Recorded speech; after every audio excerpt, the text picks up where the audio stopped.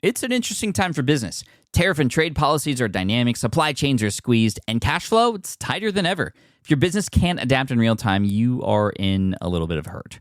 So how do you get full visibility and adapt in real time? Over 42,000 businesses trust NetSuite by Oracle, your AI-powered business management suite.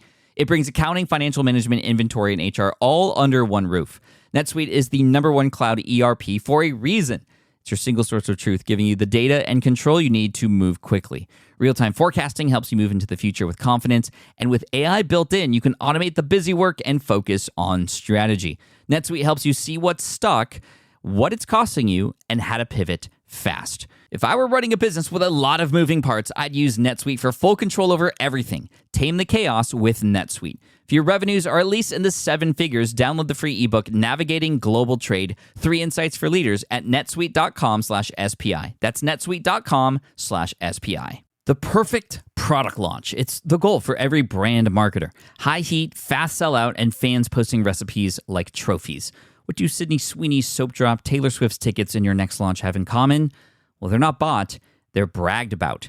Fanfare turns your drop into a moment. Fanfare cues real fans, blocks bots, and builds launch experiences worth screenshotting. Want hype without the heartbreak? Get Fanfare's 5-step hype drop playbook with our proven success formula and make your next launch unforgettable at fanfare.io/playbook. Again, fanfare.io/playbook. So it's been over a year since the pandemic has hit. And as we all know, we've had to make a lot of different decisions during this time, especially when it comes to our businesses. And as we are starting to seemingly get out of the craziness and back into some sort of normalcy, what's going to be interesting is that it's not going to be the same normal, especially for many businesses. Many businesses, including the business of our special guest today, have made major shifts as a result of the pandemic. And we've heard a lot of things of people, for example, who have a lot more remote workers now. But I mean, this person who we brought on the show today has made some major business shifts. An online digital marketer, somebody who I'm really, really excited to bring back on the show. One of my best friends, Chris Ducker, my brother from another mother. I'm really excited to have him on because he, in fact, has made several major decisions that are, on the surface, like, how did you make that decision? How did you know that was the right decision? How are you going to plan for the future as a result of things that we can't really go back to, or at least not right now? So that's what we're going to dive into today. This is an example of one of several people out there who have made major life and business changes and how we plan for the future through major crises like this. So I'm excited to share all the ins and outs and all the business changes that Chris has made. Let's hit the intro. Welcome to the Smart Passive Income Podcast, where it's all about working hard now so you can sit back and reap the benefits later. And now your host. He thinks The Queen's Gambit is the best thing to ever happen on Netflix. Pat Flynn. With running your own business, legal questions always come with the territory. Like, can I use this contract or agreement? What do I do if a client doesn't pay? Am I even structured the right way for taxes? Instead of Googling your way through legal landmines, imagine having a law firm ready to address your business's legal needs without the sticker shock. That's what you get with Legal Shield's small business plans. Legal Shield helps entrepreneurs access real legal help on contract reviews, collection letters, business formation guidance, and even help navigating IRS audits. Members can schedule consultations, upload documents through the app, and get support from a provider law firm that knows small business laws in your state. Plus, consultations on taxes or trademarks help you stay ahead of potential problems. And if a client is late on a payment, Legal Shield steps in with professional collection letters so you can protect your hard-earned revenue, all for a fraction of the price of hiring a lawyer on your own. Go to LegalShield.com/SPI or call 833-570-9980 to learn more and get big business legal support without a big business budget. That's LegalShield.com/SPI. Do you know the secret to businesses that are scaling faster than ever? They're using Upwork to tap into a diverse pool of skilled freelancers across various industries. With Upwork, you can find specialized freelancers in marketing, development, design, and more. Experts who are ready to help you take your business to the next level. I've personally used Upwork myself and can vouch for it. Posting a job on Upwork is easy. With no cost to join, you can register, browse freelancer profiles, get help drafting a job post, or even book a consultation. From there, you connect with freelancers that get you and can easily hire them to take your business to the next level. Upwork makes the entire process easier, simpler, and more affordable with industry-low fees. Post a job today and hire tomorrow with Upwork. Visit Upwork.com right now and post your job for free. That is Upwork.com to post your job for free and connect with top talent ready to help you grow your business. That's Upwork.com. Again, Upwork.com. What's up, everybody? Paflin here. Welcome to session 485 of the Smart Passive Income Podcast. Really excited to bring one of my best friends back on the show, Chris Ducker. And this is important because you might have to make some major decisions and changes in your business, whether there's a crisis or not. It's going to be a crisis or decision for you. And so we're going to talk through the decision-making process, looking deep into somebody else's business and sort of their thought process, what was going through their mind, and how we're going to plan for the future. So hopefully you can take away many things from this episode. I know as the person who's conducted this interview, there's so many golden nuggets in this episode, as Chris always brings. So let's just dive right in. Here he is, Chris Ducker from youpreneur.com. Chris, welcome back for, I don't know, the 100th time here on the show. No, it's not been that much. No, you don't love me that much. I'm always so grateful for you coming on the show because you have always so much to share. And it's been a while, I feel like. So we have a lot to cover, of course. And the last time we chatted, obviously, was before the pandemic. And I know you've made a lot of changes. Anyway, just how are things over there in the UK for you? Well, good, man. We were talking before you hit the record button. We're both blessed guys. We've got great wives and great kids. And we're lucky to live in, nice, comfortable houses with, some gardens to kind of get the kids to go wear themselves out. And so they're not driving us nuts all day long. We're okay. Business wise, it's been a bit of a challenge in a number of different ways, like anybody else. The really big challenge, though, has been on the other side of the world. It's been in the Philippines with our call center and with Virtual Staff Finder over there. We're still floating at around sort of 350, 370 staff. We haven't lost any business, which is phenomenal. We're very, very lucky to be in that scenario in the service-related industry. But margins, profits have dropped quite considerably because of the activities that we've had to incorporate into our day-to-day life as a corporation to keep our people safe, to keep them coming to work and all that kind of stuff. So although revenue is still phenomenal, margins not so. And that is where redundancy comes into play, because where the call center gets into that sort of type of scenario, and we'll get out of it, we'll survive it, and we'll get out of it, and happy days again. Virtual Staff Finder has grown more in the last year than it probably has done year on year for the last 3 or 4 years. That's now an 11-year-old business as well. And youpreneur obviously is another redundancy built into the whole kind of overall group of companies. So blessed, dude. We're blessed to have all of that plugged in. Yeah, I almost forgot that you have that company in the Philippines, and you had just recently moved, not recently, but a few years ago, you moved from the Philippines where you had easy control over that company. You were there, a few times a week, going in through the office, saying hello to people. And now you're still managing that company, owning that company, but now you're not in the same country. How are you actually managing that company from remote like that? I mean, that's a huge company. That's people in person. How are you doing that? Dude, honestly, I wasn't personally all that involved in that business for the last few years of even living in the Philippines. When the pandemic hit, my big joke was that I'd been socially distancing and isolating, for like a decade already. So, it's different to the point where I can't go in. You know what I miss about it more than anything? I miss going in and just seeing my people, seeing my staff. Like I miss Mersha. I miss my executive assistant. She's been with me for so many years. She's like a daughter, like an unadopted daughter to me almost. I miss seeing my management team. I miss walking around the floor and seeing all these people that I get to say, I'm helping them with their own careers and their aspirations and things. I miss the people more so than the office and that sort of type of thing. But in terms of like managing it, not much has changed, bro. We get a weekly report from my GM on site. He is still based, he was an American, still based there full time. I do a monthly call with the entire management team, which is now at about 20 or so people. And then I do a bi-weekly 20-minute Zoom catch up with Jerry, who runs the Virtual Starfinder team for me. Other than that, everything else is in Asana and Slack. That's cool. Even then, I try and avoid that stuff as much as I can. I think that speaks to the power of, you having a team and people that you can Yes. rely on, which you've built over time, which I know that you are the one of a few who have helped me and inspired me earlier on to build my team and have others that I can have support from and trust, aka, SPI Media right now.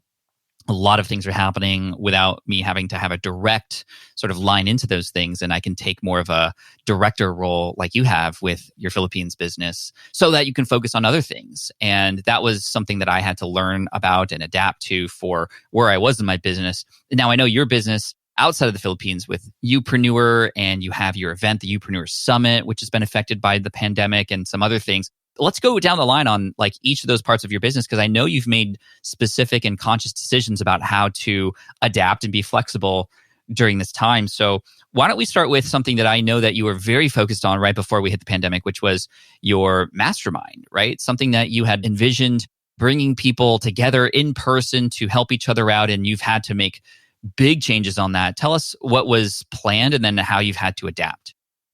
I've been running masterminds. The first ever mastermind that I ran was in 2011. And it was like 6 people around a conference room, like a hotel conference room table for the day.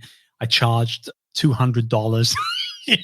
Just saying it out loud now compared to where we are now.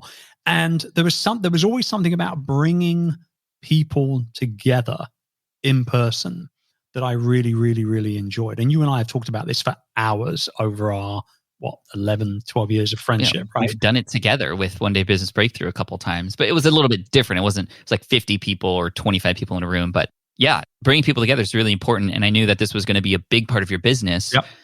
And then everything kind of happened and you had to make some decisions. Yeah. And, so we did Upreneur Summit, inaugural event was in 2017, November 2017.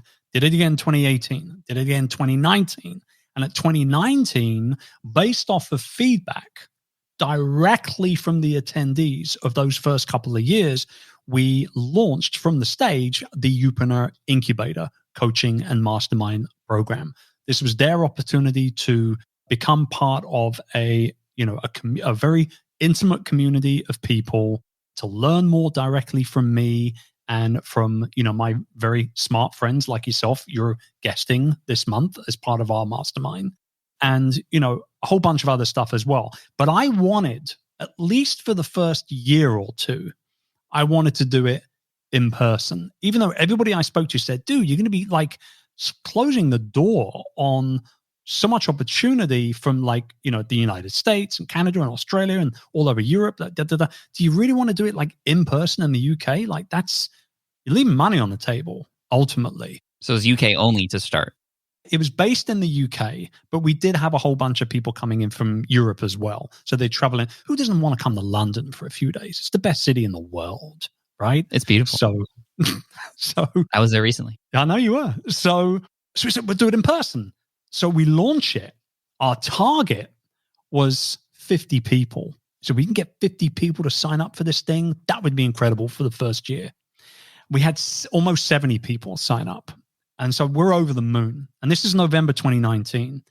January 2020 is our first mastermind. We do, a quarterly mastermind every 90 days, meet in person, plan deep, go through, one big strategy that everybody has to implement, et cetera, et cetera, et cetera. We do the January mastermind. Amy Landino flies in. She's our special guest speaker, and everybody loves it. It's great. And then pandemic hits, weeks before we're due to do our quarter 2 in April. So we're well, clearly we can't do this in person in April. And yourself, you started the income stream, a lot of other people kind of doing things that they wouldn't have usually do because of the pandemic. We looked at it as an opportunity. Okay, well, look, ultimately we were gonna go virtual with this in some capacity at some point in the next year or two. This is our chance to try it out and see what that would feel like. We did not think going into April last year that we would turn it into a virtual, coaching and mastermind program immediately. We didn't know that was going to happen. We thought we'd do April and we're back in London in July for the next one. And then the one after that is, the day before the summit, right? That kind of thing. And so we went virtual with it. Everybody loved it. Some people even said that it was better than doing it in person because you had the opportunity to kind of just, check out if you wanted to and kind of just walk away from the computer for a bit. Can't really do that in an in-person scenario. Some people said that they actually met more people through our little mini breakouts than they would have done through the breaks themselves in person at an in-person event. So all of the feedback was pretty much 100% positive. But again, we didn't think that we would only be doing it just that, we thought we'd only been doing it once, not, this was going to be right, quote unquote, and I hate using this term now. And then come back in person. The new normal, right. Right. So we thought, great, awesome. That's fantastic. Let's rock it out. See you guys in London in July. And then kind of, May comes around, end of May, beginning of June, it's clear that this is not going to happen. And then the really big elephant in the room for us as a business was, holy moly, what are we going to do about our conference? Because we had, it was relatively simple to pivot the incubator program to an online program. It was because we were planning to do that at some point anyway. So now we're kind of forced into doing that, but to the point where we embrace it because it was going to be what we were going to do. People loved it. We'll just tell them outright, we're swapping to virtual. If you guys want a refund, that's all good. We'll give you a refund, partial refund for the rest of the year. Nobody wanted a refund. Nope, I'm in it for the year. I want to stick around. Great. But the big one was the event, bro, because you and I both know I love holding events. Yeah. And I let that get the best of me, I think, not only headspace-wise, mental bandwidth-wise, but also emotionally as well, because I'm invested emotionally in my events. Right. I do want to get to Youpreneur Summit and how you've dealt with that and the feelings that you were feeling at that time. But I want to go back to when the pandemic hit after the first round of your incubator. You make it sound like it was like immediately you and your team were like, hey, this is great. We can go online now. Was there not any sense of, oh man, like this changes everything? And what were those meetings like? What was discussed before making that transition to online? There's like, it sounds like it worked out for sure, but were there any like, oh my gosh, what's going to happen, and any scrambling that happened in the beginning? Trust me, man, there was plenty of scrambling. Okay, that's what I want to know about. Yeah. Of course you do. That's because that's who you are. So the big thing was not necessarily at that early point, April, May, it wasn't necessarily we don't get to do this in person now. The big thing was that I'm not the best with tech, as you well know, right? And I didn't want the quality. This was the really big thing. I didn't want the quality of that overall experience to be anything but what everybody expected that they would get when they signed up and invested in themselves for the program, right? And so I'm like, what do I do? I can't have anybody come to my house to set this stuff up. What am I going to do? Et cetera, et cetera, et cetera. And it was you, and it was Luria over at Live Streaming Pros, and a couple of other folks that I kind of lent on and said, like, what kind of camera do I get? What kind of lens do I get? What kind of mics do I get? Et cetera, et cetera, et cetera. Thinking back, I was already ahead of the curve a little with the Rodecaster Pro, which you set up for me in my office when you were visiting in person. Yeah. In, what was it, like July or August, right? 2019 you were here. Mm-hmm. So you helped me get that set up. But then we're like, well, that was for me, bro. Honestly, that was the biggest scary part of it all, was all the tech side of things and the, Zoom and breakout rooms and how, because it's easy when you're on stage and you've got 10 tables and there's 6 people at every table. It's easy to say, right, everybody's on the same, stay on the same table. We're going to do 30 minutes hot seats each, and we'll take a break after 2, and then we'll come back and do it. It's easy when you're in person. Yeah. And the great thing about doing in-person events from a presenter perspective, as you well know, if you're in an environment at a venue who do this every single day for people, across a variety of different industries, you know the AV team have got your back, right? They're going to make sure your mic is sounding great. They're going to make sure the stage presence is fantastic. They're going to make sure the right music is played when you rock up. They're going to make sure that the camera work that the camera guy is doing for the recordings is going to be top notch. We can't do that in a virtual setting, particularly when you're kind of doing it all in your own. I didn't have the AV. I was the AV guy all of a sudden, you know? Right. So the tech stuff was the big scrambling. And I'm lucky to have a team of incredible staff to kind of handle the rest of the stuff. But it was kind of scary at first, but it was just more the fear of the unknown. Yeah. It wasn't really like super uncomfortable. It was just like, I don't want to look like an idiot and I don't want to not show up for the folks that are paying. For sure. I mean, that's a huge burden, having not ever really done that before, to push that forward, thinking you have a year to plan this and get all the tech ready and stuff. And now it's just a couple months. No, we had literally like 2 weeks. We were like, 2 weeks, we're not doing it in person. Cancel your hotel rooms, do what you need to do kind of thing. It's crazy. So what are the things that were done in the online scenario to ensure that it still had that incredible experience that one might have in person? I know you thought a lot about that. What are some of those things? So we did a couple things. First and foremost, in January, we gave everybody this really cool leather portfolio zippable binder. You actually sent it to them? Yeah. No. I mean, we gave it to everybody in January in person. Oh, in person, right. Yeah, with inserts for that particular quarterly mastermind. So what we did was like, well, instead of just having these designed by our designer and giving them the PDF versions, first things first, for the rest of the year, we're sending these things out in the mail, no matter where they are, all over the UK. We had about 65% UK, the rest of it was Europe. So, but not only do we send out the worksheets, we send out, tea bags, like have your tea break on us, and like a door hanger that said, go away, I'm hustling, or go away, I'm working on my business. That's a great that idea. Kind of stuff, right? Yeah. And so we did all these things and people loved it, dude. They absolutely loved it. And stickers and silly photos from, like the summit that, hopefully try and bring memories back to people and stuff like that. And it really worked. It really worked. So that was the first thing.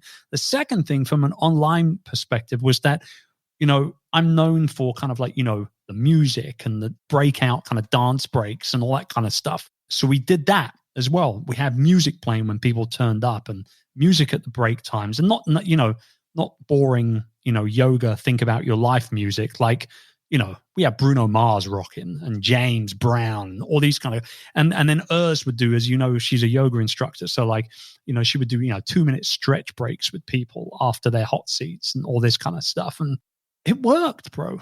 It really worked. And I think that, and the combination of, strong slides, making sure that visually our designer did what he needed to do to create the environment of, this might be online, we're not sitting on chairs in the same room, but this is still really high quality stuff that I'm getting here. And I'll be frank with you, I worked harder on my own content, my own coaching, my own strategies, my own training material last year than I ever have done as a coach, period, because I knew I needed to show up. The analogy I used actually at that first mastermind that we went virtual with in April was, to use a Star Wars analogy, stop trying to be Luke Skywalker. Don't be the hero. Instead, turn yourself into Obi-Wan and be the guide. Guide your clients, guide your customers through this thing. Be the mind, the mind of reason and the voice of reason. Don't be, trying to be the hero and trying to look all cool and all that kind of stuff. Like, show up for your people more than you ever have done before. And we added in like weekly breakout calls and office hour calls and a ton of stuff that they didn't invest in, ton of stuff that they didn't expect to get. And we added it all in because I had to be Obi-Wan, bro. I had to be Obi-Wan. Yeah, I like that. I think especially at that time, to offer that advice to your clients or your members who have their clients of their own in a time when everybody's freaking out is really smart. Yeah, I did a YouTube video that was entitled "Be Proactive, Not Reactive." I shared it into our private group and pretty much everybody shared it with their communities because it was a voice that needed to be heard at the time, Yeah, that's great. Well, thank you for that insight on how you've managed the incubator You had started to touch on Upreneur Summit. Let's go there. So you know that you have to do something with this event because it's not going to go the way it was planned. What's going through your head? It was a struggle. I'm not going to lie. Even just talking about it just now. What was the struggle? What was the push and pull? Well, because I had made the decision prior to moving to the UK, which we did in 2018. Well, actually, we bought the place in early 2017. We moved mid 2018 to the UK. And prior to moving here back from the Philippines, I had made the decision that I was going to do way less traveling. And as you well know, I would come to the US 3-4 times a year when we, first became buddies, and, we would hang out with each other in San Diego a lot, right? And then maybe the last 4 or 5 years, it's been like once a year, maybe twice a year on the off chance. And the whole thing in my mind to kind of like balance that as a guy who loves being around people, that is very much an extrovert, that wants to love on his people and provide value and all that kind of stuff. Like, the balance was, I get to do my own event in my hometown for 400 people in the Queen Elizabeth Conference Center. Are you serious? Like, this is a dream come true.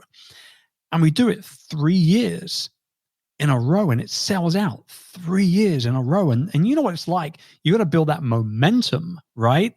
Mm-hmm. And then all of a sudden, I'm in a position where we had like 140 or something tickets pre-sold for 2020.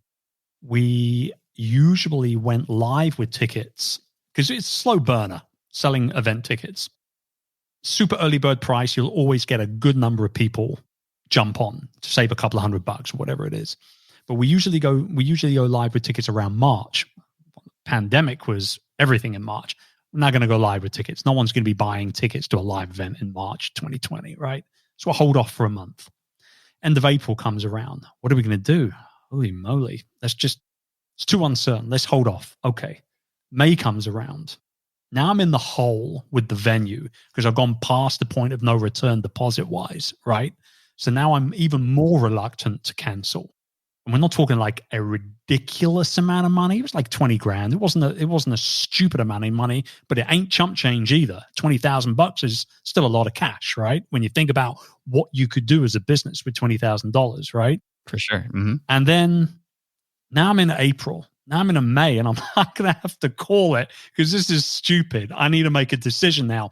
And my issue was, from a very, very selfish perspective, I didn't want to cancel it because I didn't want to not do the event for my own reasons, for the reasons inside of me, for the exact same reason that I started it in the first place. I want to bring my community. This is my community here, first and foremost. I want to bring them together.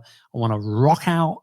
I want to have some fun. I want to hang out with all my buddies, all the speakers and whatnot that come into town.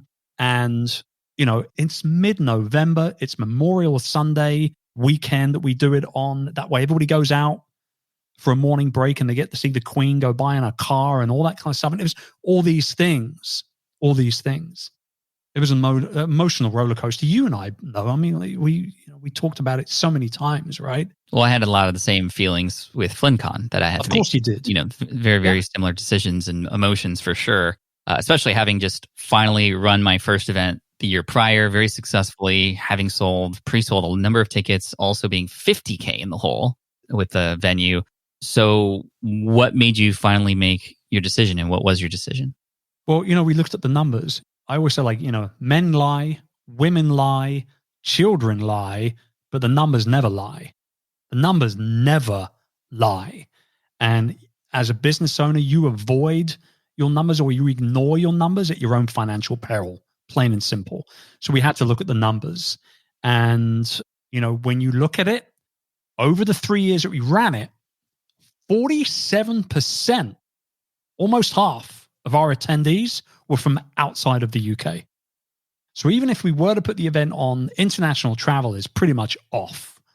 So that would mean we'd have to work twice, maybe 3 times, maybe 4 times as hard to make up that lack of international visitors, right? Secondly was also, if I'm to be honest, like, I was worried about my own health. I've had asthma since my childhood. I'm classed here in the UK with the NHS as clinically vulnerable, which is why I got my first vaccine earlier than, even some people twice my age. So you put all those things into play, the fact that, there is a bigger picture here. I'm a father, I'm a husband. I'm also responsible for, almost 400 other people's livelihoods on the other side of the world. I can't not take this seriously. And so we had to make the call and we canceled it. And it was tough. It was really tough. Without a doubt, the absolute right thing to do. And we've postponed it for this year as well, because it's still a level of uncertainty, even though things look like we're, the smoke is starting to part a little bit.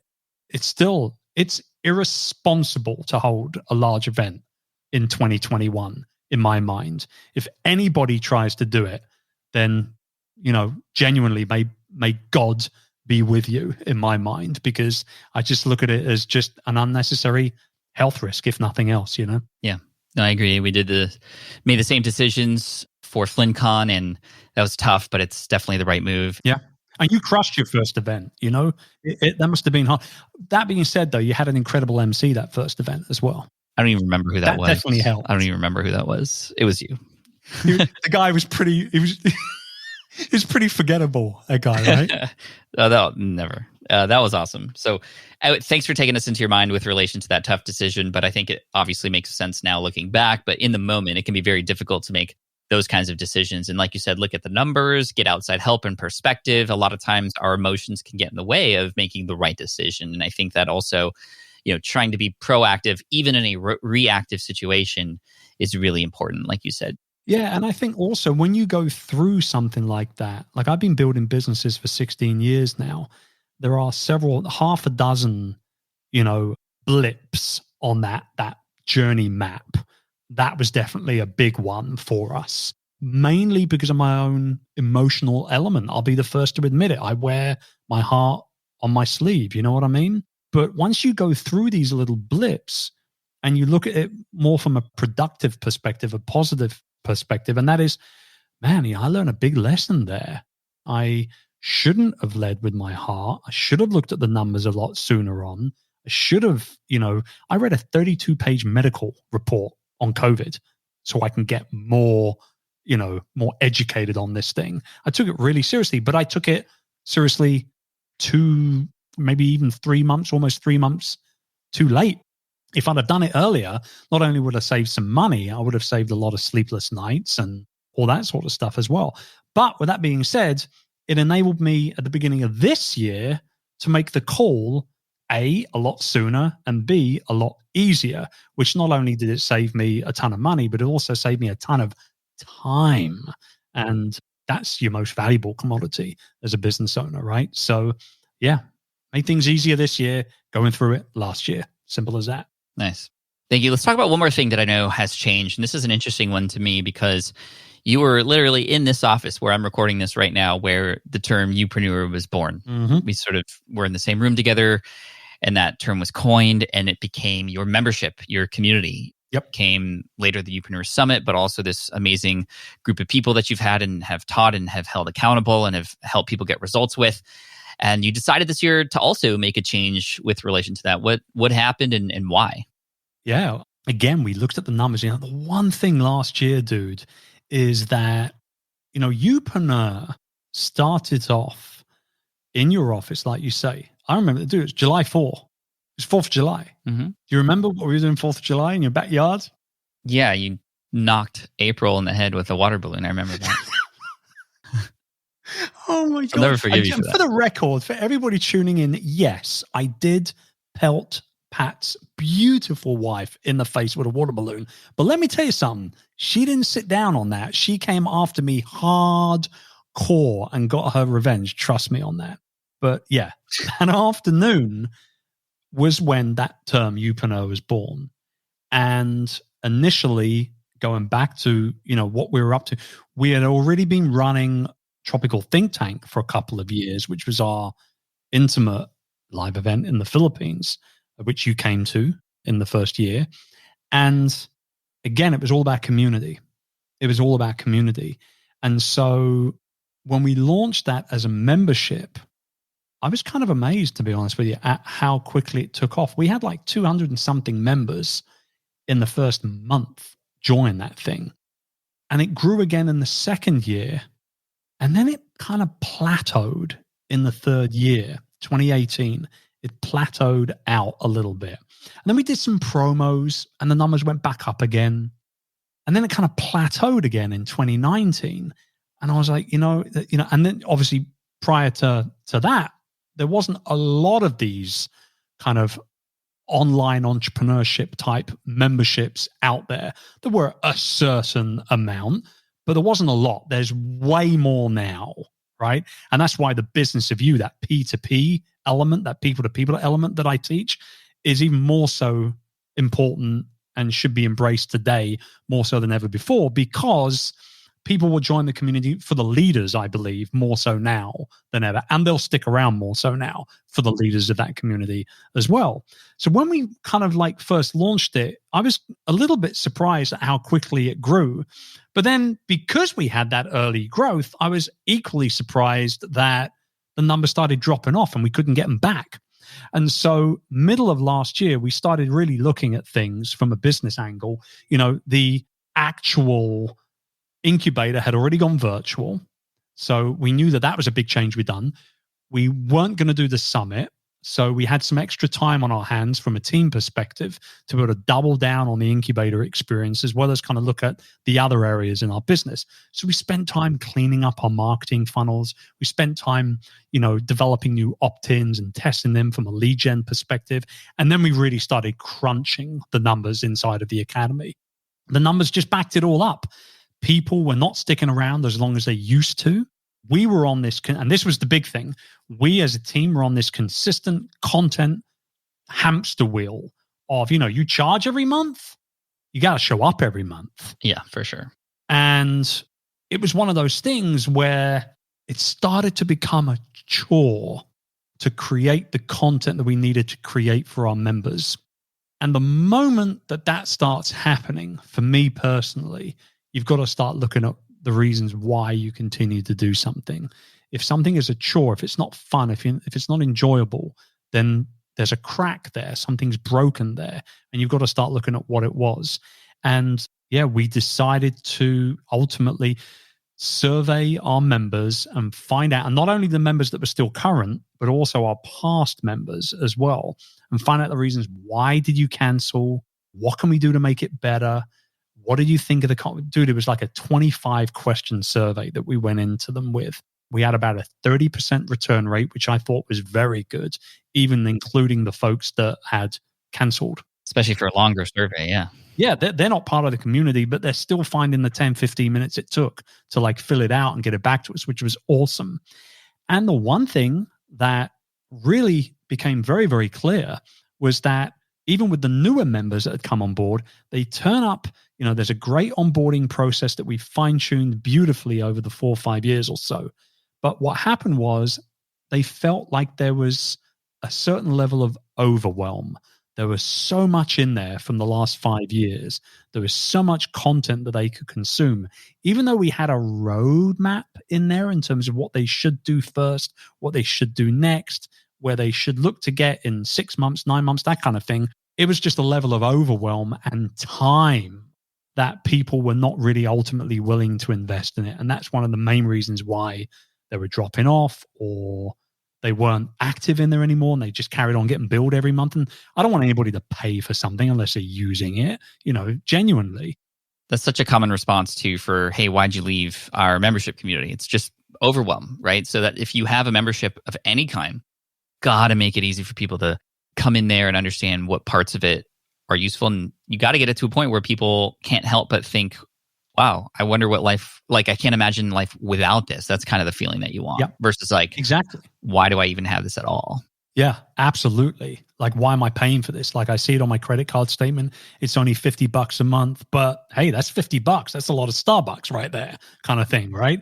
And so I think that the big thing for us was that, once we got those survey results back and we really spent time as a team breaking them down and kind of really, I even got on the Zoom. I did like an open Zoom session for like 2 hours with the active members to figure out what we could do to quote unquote try and save it. Like, even though they didn't know that we were in this mindset of, do we need to kind of swap things or change things or shut things down entirely? Like, for them, it was all about just a discovery call and how we can make things better and, serve them better, et cetera, et cetera.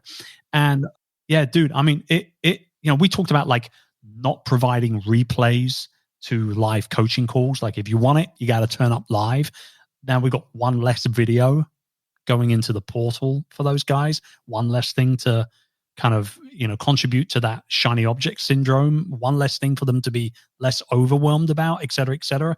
But everything just came back to wanting to provide a very simple, effective, time-saving way to be able to learn how to build and market and monetize a business based around your experience and your passion and your expertise.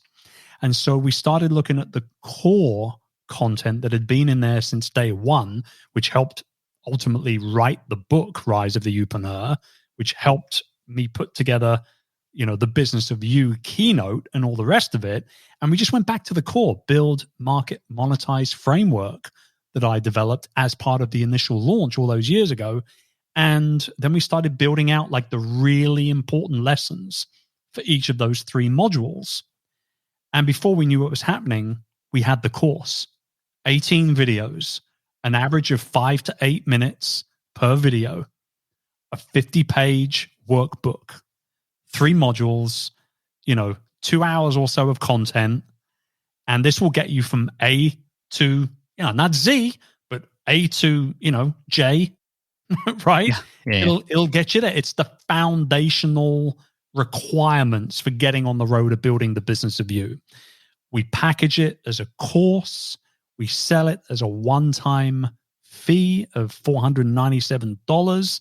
It's like a MBA in personal brand business. And people have been loving it. So what we did is, for anybody who was still an active member, we gave them free access to the course for life. Cancel all their recurring payments. That's nice. And actually, 1 week from now of date of recording, April 8th recording, April 15th, the doors of the old membership close for good. And everybody's already in the course doing what they're doing inside of the course. And, they're watching because I see those video stats. You know what I'm saying? Yeah. And the feedback that we've had is, you make it easy for me to go through this content. I don't feel overwhelmed. And I don't feel like I've got to like a massive amount of time to be able to go through a lesson. Because when I open it up and I see the lesson's 9 minutes long, maybe 20 minutes with me doing a little homework in the workbook, I realize actually, I could spend a morning a week for 4 weeks in a row and I'm done. I'm ready to roll. And people are just, the feedback's been actually, honestly, quite humbling, bro. That's cool, man. Because, we put a lot of work into it. Congratulations. That's a big decision too, because that's way different than what a membership is, right? Yes. Which has a community. So does the course still have a community component? Yes, there's a Facebook group. Yeah.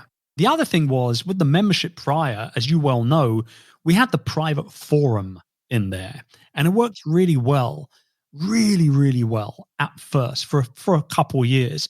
But then I felt like we were swimming up against the current because everybody else wanted a Facebook group. I'm like, nah, I don't want to do Facebook. Too many distractions, et cetera, et cetera, et cetera. But then eventually it got to the point where the forum just wasn't working for us. So we went to the Facebook group thing. That's still there. People are still in there. When they buy the course, they get access to that group. And I think it's just, the big difference is this. And understand something. When you close one book, you have to pick up another book and start reading immediately if you're a leader. I often say, like, if you're a leader, you've got to continue to learn in order to continue to lead. You have to. And so that's why we had this crossover of the membership wrapping up and the course already being live. And what that did was twofold. Number one, it was not an abrupt stop where everyone was like, whoa, what's going on? What's happening? Everybody knew what was going on. We communicated it in several emails and live videos, et cetera, et cetera. There was no big shock. It was, this is what's going to happen. This is how you're going to navigate it, et cetera, et cetera. No questions. Everybody knew what was going on.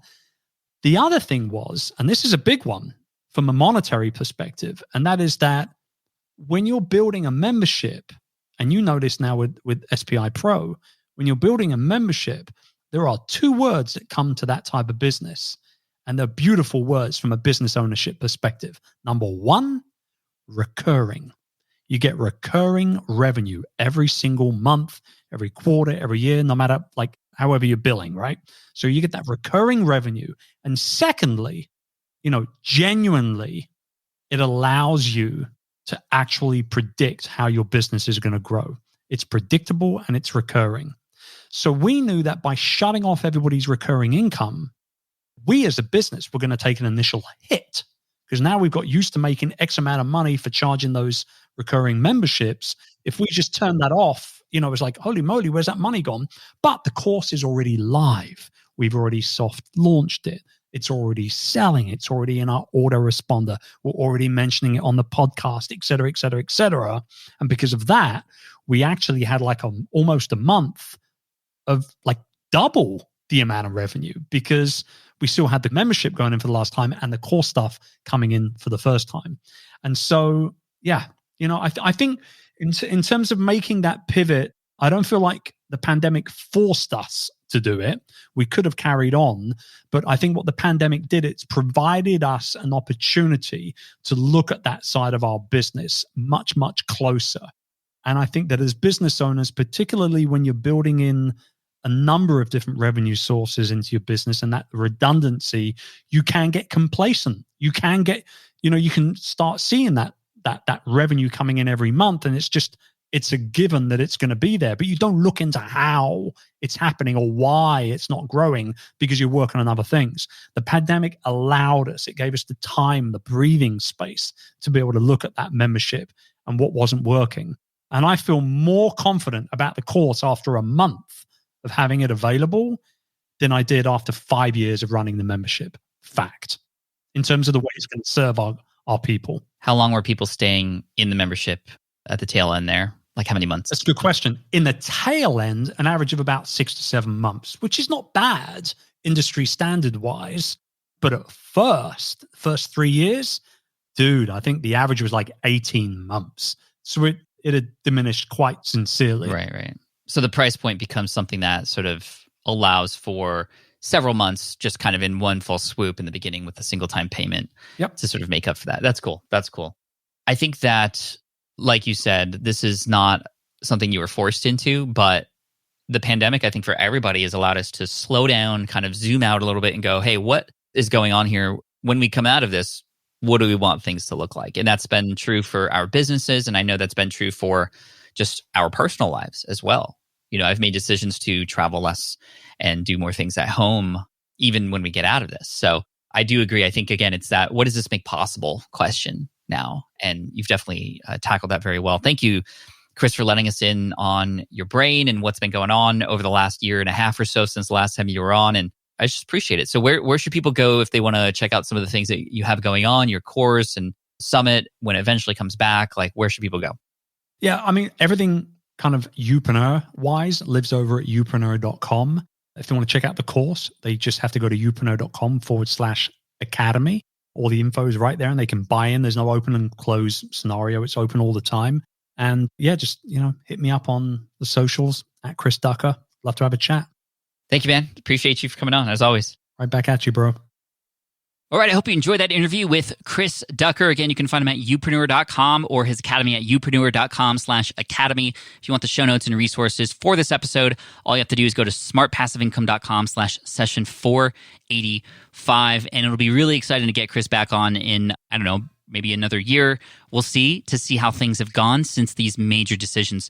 And I hope that you are able to better manage your decisions moving forward as a result of this as well. So thank you so much, Chris. I appreciate you. Thank you to everybody who's listening in. The comments have been so fantastic this year, especially with the follow-up episodes too, coming Friday. So make sure if you haven't figured this out by now, every Friday we have a follow-up episode to the interview that we have on Wednesday, and the follow-ups are on Friday, where it's just you and me. We chat a little bit more deeply about specific things that happen and specific themes and topics that we cover on the interview, and I hope you'll join me this coming Friday or in the next episode for that.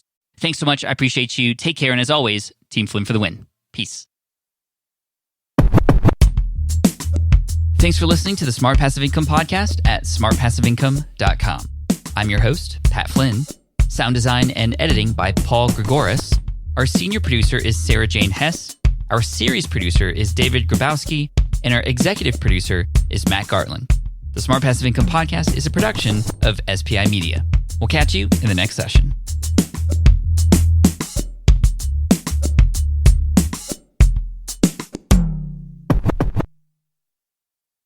Hey, fellow podcaster, does this sound like something you've experienced? You record your podcast episode on one platform, download the files, edit in another app, then fire up a different tool just to create these social clips? Well, it can be clunky, time-consuming, and frankly overwhelming, especially for creators trying to grow. And that's why I'm excited to tell you about Riverside. Riverside is the all-in-one platform. Record, edit, and repurpose your podcast content all in one place. You just log in, record with your guests no matter where you are in the world, and just like that, studio-quality audio and high-resolution video. We use Riverside here at SPI as well now. With built-in AI, I can automatically clean up my audio, saving myself so much editing time, and it can even auto-generate clips to make promoting the show a breeze. And with Magic Clips, I can grab the best moments and repurpose them as short-form video, perfect for YouTube Shorts, TikTok, or Instagram, without re-recording a thing. So if you're tired of juggling tools and want a faster, simpler way to create and scale your content, it's time to try Riverside, built by creators for creators. Just go to smartpassiveincome.com/Riverside and use code SMART to get 1 month free on the Pro plan. That's smartpassiveincome.com/Riverside, promo code SMART.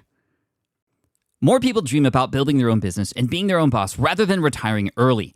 But a majority of them never even take the first steps to register the business. Why? Because starting a business can feel overwhelming. With legal forms, paperwork, finances, it's a lot. And that's where Taylor Brands comes in. Taylor is a complete business builder designed to make launching your business simple and stress-free. You can register your LLC in just minutes, keeping your personal and business assets separate from day one. And from there, you can get access to everything you need to get off the ground, from legal documents, licenses and permits, invoicing and bookkeeping tools, and even a 100-day business coaching program to help you hit the ground running. You'll also get a free personalized business plan, branding tools, and so much more. And of course, our listeners get an exclusive 35% discount to get started. Just head to taylorbrands.com/SPI. That's TAILORBRANDS.com/SPI. Stop dreaming, start building with Taylor Brands.